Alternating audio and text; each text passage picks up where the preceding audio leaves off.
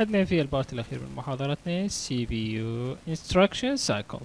The processing involved in the execution of signal instruction is served as instruction cycle. إذا يطلق على المعالجة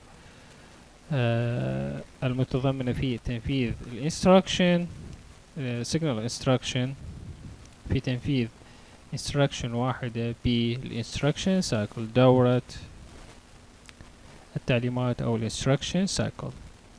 This processing is done in two steps fetch and execute اللي هي جلب والتنفيذ. If we discuss the basic structure, it includes the following two cycles. إذا ناقشنا الهيكل الأساسي فإنه يشمل دورتين. الدورة الأولى اللي هو تمثل الفاتش سايكل، والدورة الثانية الإكسكيوت سايكل. تمام. بالنسبة لي الفاتش سايكل، in this cycle the processor reads the instruction that is to be executed from the memory. بهذه الدورة اللي هي تمثل عملية قراءة المعالج للتعليمات اللي هي الانستراكشن التي سيتم تنفيذها وين؟ من الميموري.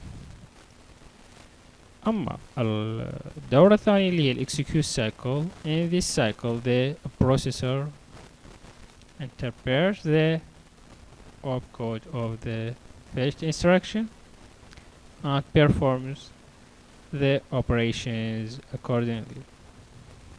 فهي تعني أو تفسر أو يفسر المعالج كود التشغيل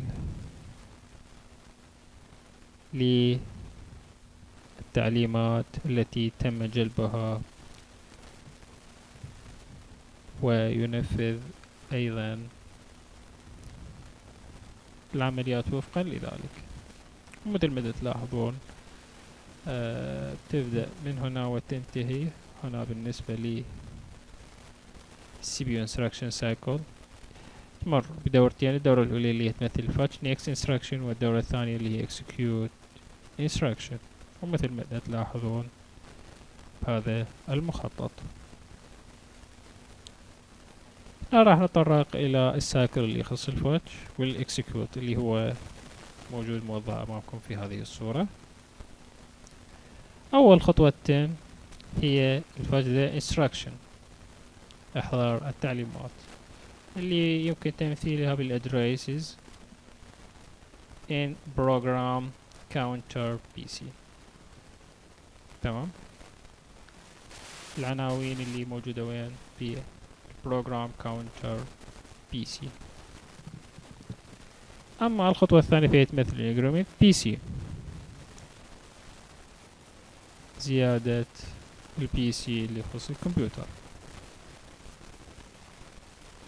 prepare to get next instruction، يكون على استعداد للحصول على الانستراكشن التالي أو التعليمات التالية. decode the instruction في الخطوة الثالثة فك التعليمات، يتم من خلالها اكتشاف find out task to do، اكتشاف المهام التي يجب القيام بها. أما الخطوة رقم 4 fetch the operands اللي تمثل إحضار أو جلب المعاملات اللي يمكن تمثيلها بالأوبراندز. data needs for the task، البيانات المطلوبة للمهام. أما الخطوة الخامسة بعد ما سوى fetch the operand، شي يسوي لها وش يعمل لها؟ يعمل لها execute the operation، do the task، يقوم في المهام أي ينفذها. أما النقطة أو الخطوة السادسة store the results، تخزين النتائج. تمام. in a register on in memory or in memory، في سجل أو في الذاكرة. السجل قلنا موجود ضمن السي بي يو، والميموري موجود أو يمثل لي الرام أو الهارد. تمام. والنقطة السابعة repeat forever، اللي هي تمثل عملية التكرار المستمرة للسايكل بالنسبة للفetch والإكسكيوت. هذه بالنسبة لعملية التنفيذ للفetch instruction وعملية الانكريمنت PC والديكود والfetch the operands والexecute of the operations والstored results. Thank you for listening.